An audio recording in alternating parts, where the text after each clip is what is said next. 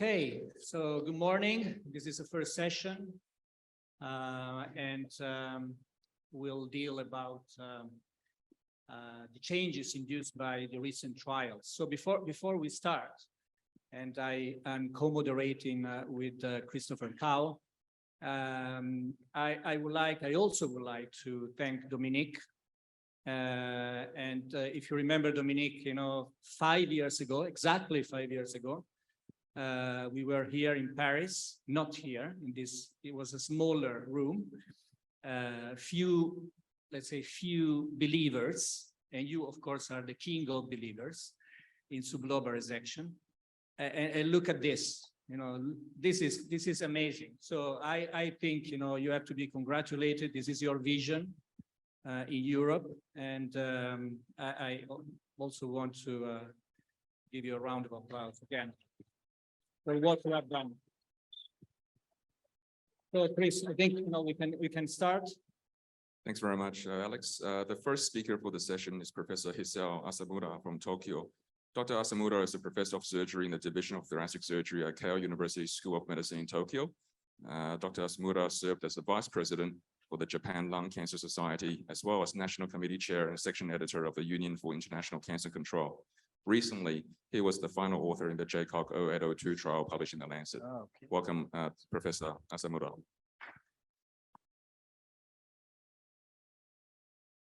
Thank you for the kind invitation. I am very honored to be here.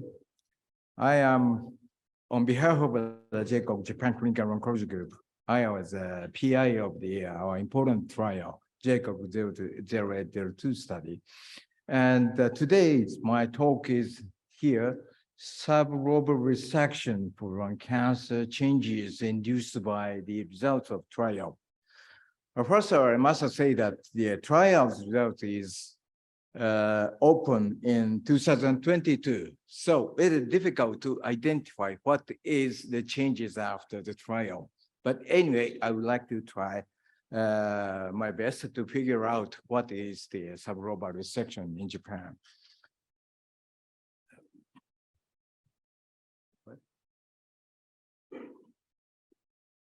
No COI. Thank you. So contents of my talk is here. I would like to first talk about the principle of lung cancer resection, relationship between extent of disease and prognosis. This is a historical conclusion. The second is the impact of JCOG trial. One is, what is JCOG trial? I can tell you in brief. Two, Japanese trend of lung cancer resection, what factor has been changing? And three, this is my perspective. Our conclusion about this. First, principle of lung cancer resections for lung. Relationship between extent of disease and prognosis. Historical conclusion. First, I would like to start with a very simple question to you. There are two resections. Surgery A as a very small resection. Blue is a lung cancer on the right upper lobe.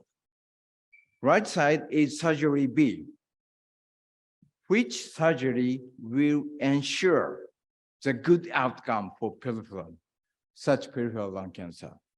Maybe most of you answer the surgery B. This is our intuitive answer of us, the surgeons.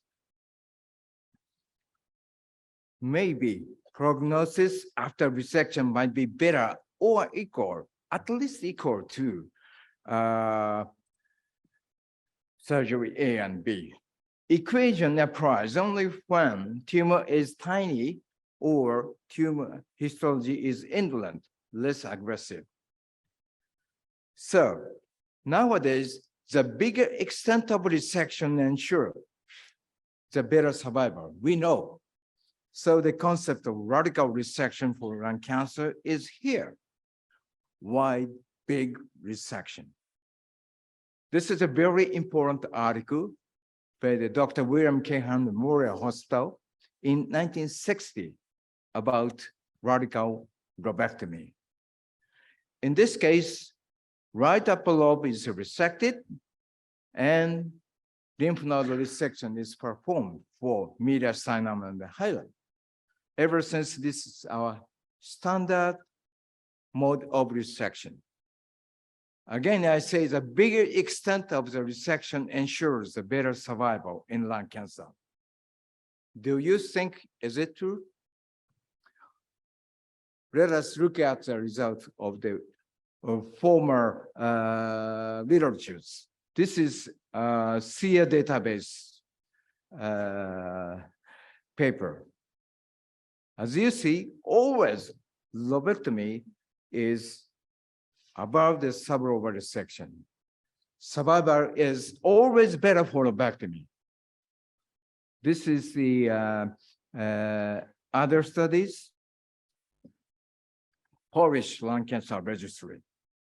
Always lobectomy, segmentectomy, and wedge resection. This is always the order of survival curve.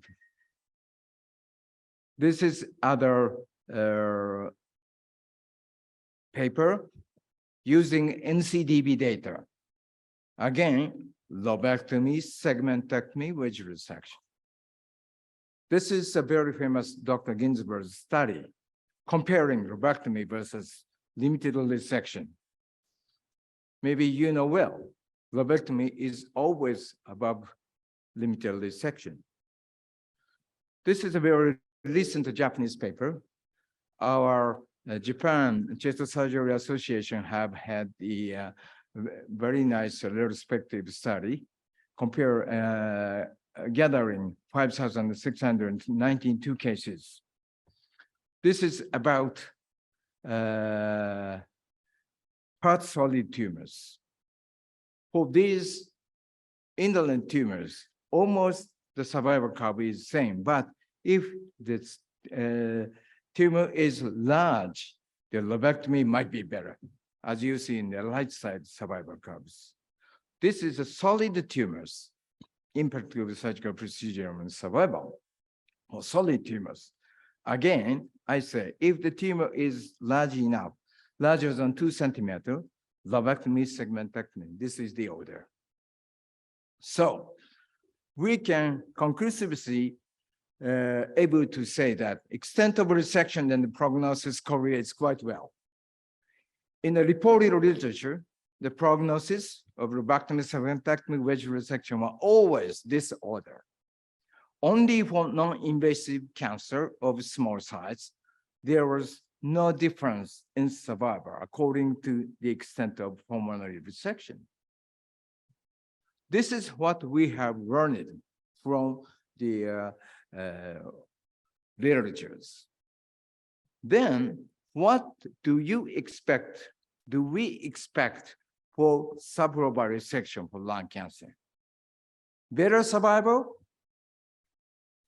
As we already seen it, maybe this is no. The bigger resection might ensure the better survival. No exceptions at all.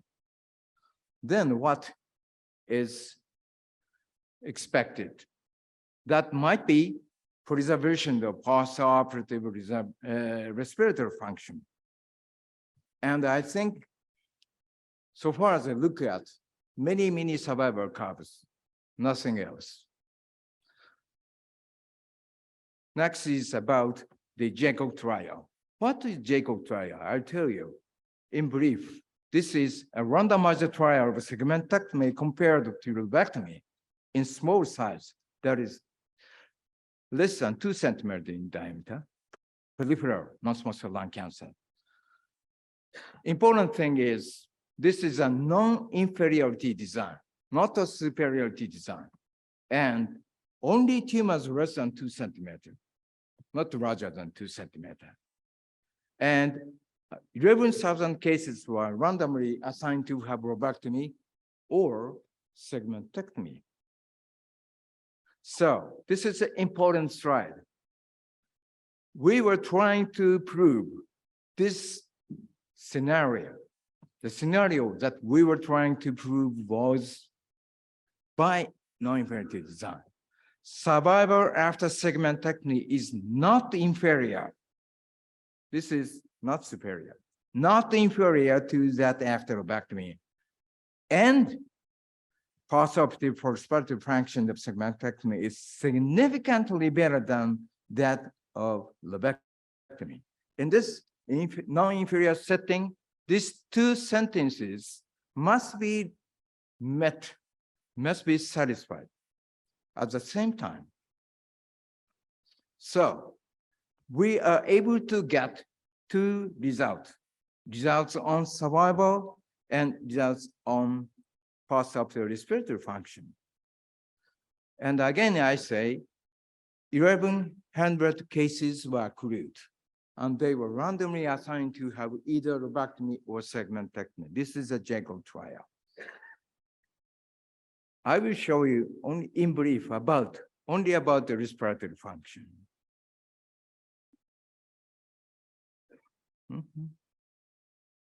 This is a local recurrence, lobectomy, segmentectomy. As you see, the local recurrence was more common for segmentectomy. This is about the operative time, 27 minutes longer for lobectomy. This is about alveolar fistula. It was more common for segmentectomy. And I was missing very important slide. And post-operative respiratory function was represented by FEV1 1.0. The results, the difference was only 3%. Even if you do a segmentectomy, you can save only 3% respiratory function. So far as the respiratory function are concerned, the reward for performing segmentectomy was only 3%, far below the expectation of 10%. We have expected 10% difference. Segmentectomy might be better, but actually it was only 3%. Segmentectomy was accompanied by longer operative time, more frequent local recurrence, and postoperative air leakage. Jacob clearly demonstrated that segmentectomy is not qualified as a function-preserving surgery that we have expected. This is, for me, very, very surprising results and unfortunate. This is about survival. Contrary to our expectations, the survival for segmentectomy is better than lobectomy. Many people say segmentectomy win, but here 5-year survival rate is only 3% difference, but segmentectomy achieves a better survival. This is very much different from what we have seen in many former reports. But look at this. Total recurrence was much more common for segmentectomy, 7.7% for lobectomy, 12.1% for segmentectomy. But look at this. Total death was much more common for lobectomy than segmentectomy. Why? The truth is here. As you see here, lung cancer death was essentially the same for both arms, 5.1% versus 4.7%. But look at this. Other cancer, including second lung cancer deaths, like liver cancer deaths or colon cancer deaths was more common for segmentectomy and for lobectomy arm, 5.6% than 2.2% segmentectomy. So this is a reason why lobectomy was inferior to segmentectomy. Segmentectomy achieved better survival. Survival was significantly better for segmentectomy than lobectomy. But the total recurrence was more common for segmentectomy. Local recurrence was also more common for segmentectomy than lobectomy. Looking at the cause of death, lung cancer deaths was equal for segmentectomy and lobectomy. Despite this, the deaths from other cancers more common for lobectomy than segmentectomy, which might have been responsible for the better survival of segmentectomy. So as of now, I think, personally, we need 5 more years to say definitively about prognosis. So this is again the non-inferiority scenario. First sentence, survival after segmentectomy is not inferior. It was true.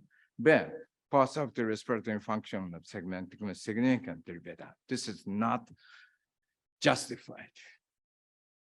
So how is the impact of this Jacob trial? This is the trends of the surgical procedure for lung cancer from 1990 something to 2018. Blue is a lobectomy, and yellow is the segmentectomy, green is wedge resection.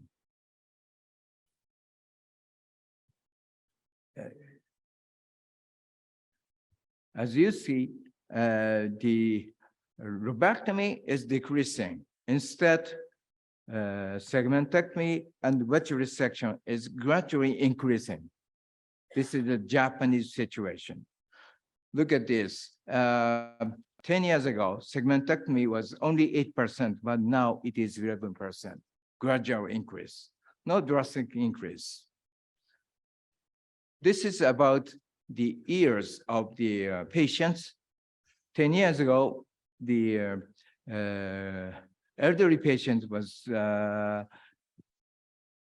48%. Now it is about 57% now. And this is about the tumor stage. Stage 1 is increasing, 68 to 74. As of now, the impact of Jacob trial has not been reflected in Japanese trends now. But in the last decade, the segmentectomy wedge resection increased compared with lobectomy. This might be explained by the increase of the elderly patients and early cases. So this is my conclusive statement. We should not expect too much for sublobar resection as a function-preserving surgery.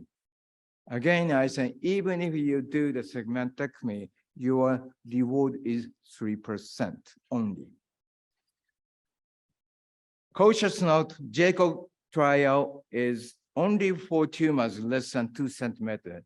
So it cannot be easily generalized for all lung cancers. Otherwise, lobectomy should be respected as standard mode of surgery. This is the true result of Jacob trial. Thank you for your attention.